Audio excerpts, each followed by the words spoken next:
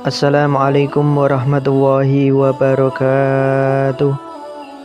Kisah wanita Yahudi yang menjadi mu'alaf setelah meracuni Rasulullah SAW. Setelah kaum Yahudi kalah dalam perang Khaybar, kemudian menyerah, Rasulullah memberikan kebebasan untuk tetap tinggal di tanah kelahiran mereka dan melanjutkan pertaniannya, hanya saja sesuai dengan kesepakatan yang sudah mereka ikat antara kaum muslimin dan kaum Yahudi. Umat Islam berhak menerima sebagian dari hasil pertanian mereka.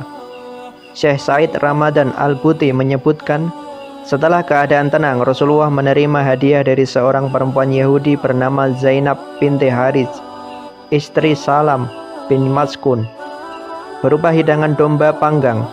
Namun sebelum hidangan itu diberikan kepadanya, Zainab bertanya kepada para sahabat tentang bagian mana dari daging domba yang paling disukai Rasulullah SAW.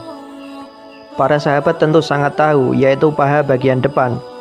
Sejurus kemudian Zainab menyiapkan paha tersebut untuk dihidangkan kepadanya. Hanya saja wanita Yahudi yang sangat licik itu mencampuri semua makanan dengan racun. Bahkan, bagian Rasulullah ia campur dengan campuran racun yang lebih banyak dari lainnya.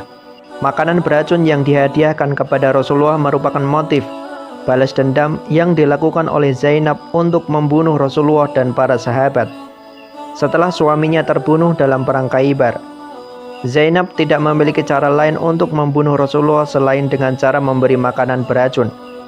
Rasulullah duduk berdampingan dengan sahabat Bashar bin Bara bin Marur ketika makanan itu dihidangkan kepadanya dan para sahabat. Setelah semua makanan sudah siap untuk dimakan, Rasulullah mengambil paha depan domba yang sudah dipanggang itu dan memasukkan sebagian dagingnya ke dalam mulut Rasulullah. Akan tetapi tidak langsung menelannya. Di saat yang bersamaan, Bashar bin Bara justru langsung memakan daging yang dicampur dengan racun tersebut. Saat itulah Rasulullah menampakkan mukjizatnya. Syekh Al-Buti menyebutkan, sungguh daging ini telah memberitahuku ia sudah dicampuri dengan racun. Itulah salah satu mukjizat Rasulullah. Hewan yang sudah mati bahkan sudah dimasak sekalipun memberitahukan kepadanya bahwa daging yang akan dimakan telah dicampur dengan racun. Hal ini tentu tidak lepas dari penjagaan Allah secara langsung kepada Rasulnya. Syekh Alauddin Ali bin Muhammad bin Ibrahim Al-Baghdadi, atau yang juga dikenal dengan Syekh Al-Qazin, mengatakan setelah kejadian itu Rasulullah memanggil Zainab dan menanyakan semua perbuatan kejinya ini. Perempuan Yahudi itu pun mengakui perbuatan jahatnya. Rasulullah bertanya kepada Zainab, "Mengapa kau melakukannya?" Zainab menjawab, "Telah sampai dari kaumku segala hal tentang dirimu, maka aku berkata kepada mereka, jika memang dia Rasulullah seorang raja, dia pasti mati dengan makanan yang beracun itu. Namun jika memang ia benar seorang nabi, dia pasti akan diberitahu." Setelah Zainab mengaku atas semua pekerjaan dan ulahnya yang sangat fatal itu, ternyata Rasulullah memberikan ampunan kepadanya, meskipun membuat Bashar bin Bara tewas karena terlanjur menelan daging domba beracun yang dia hidangkan. Namun ternyata keputusan Rasulullah itu mengandung hikmah yang sangat luar biasa, di mana akal satu sahabat pun tidak sampai kepadanya. Setelah insiden itu, wanita pembubuh racun itu langsung masuk Islam saat itu juga di hadapan Rasulullah. Syekh Safiyur Rahman Al-Mubarakfuri dalam kitabnya mengatakan, putusan Rasulullah saat itu menuai perbedaan pendapat di kalangan para ulama sejarah perihal nasib perempuan yang baru masuk Islam setelah peristiwa itu berlalu.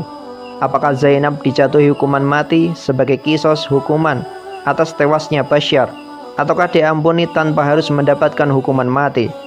Ibnu Sa'ad menyatakan Rasulullah menyerahkan Zainab kepada keluarga Bashar dan mereka menghukum mati perempuan itu. Namun pendapat yang lebih sahih sebagaimana yang disebutkan Imam Muslim, bahwa Rasulullah berkata kepada Zainab, "Allah tidak mungkin memberimu kemampuan untuk membunuhku." Saat itu para sahabat bertanya, "Apakah kita akan menghukum mati perempuan ini, wahai Rasulullah?" Rasulullah menjawab, "Tidak." Hikmah dibalik upaya pembunuhan Rasulullah melalui racun. Syekh Said Ramadan Al-Buti dalam kitab sirahnya mengatakan, ada hikmah luar biasa dibalik kejadian ini, yaitu peristiwa turunnya wahyu yang memberitahu Rasulullah tentang racun dalam daging domba yang akan beliau makan.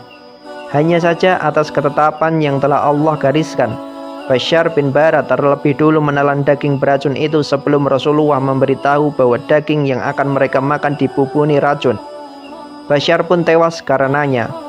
Menurut Al-Buti, peristiwa ini memberikan sebuah pengertian dan keyakinan perihal betapa kukuhnya penjagaan Allah terhadap Nabi dan Rasulnya dari kejahatan dan tipu muslihat orang-orang yang hendak melakukan kejahatan kepadanya.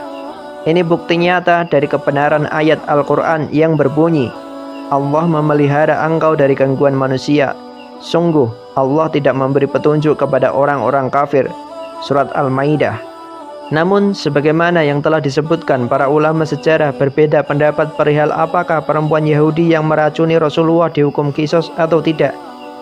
Mayoritas ulama menyatakan bahwa wanita tersebut tidak mendapatkan hukum qisas sebagaimana penjelasan di atas.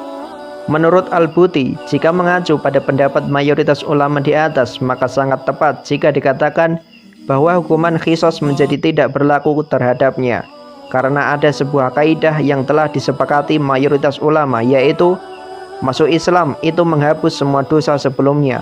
Sungguh Allah mengampuni dosa-dosa yang dilakukan mereka sebelum masuk Islam.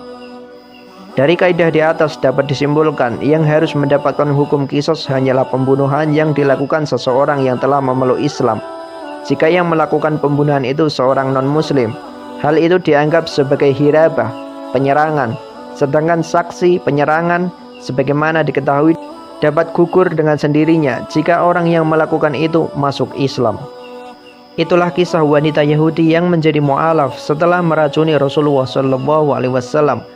Wallahu a'lam bishawab. Semoga bermanfaat. Wassalamualaikum warahmatullahi wabarakatuh.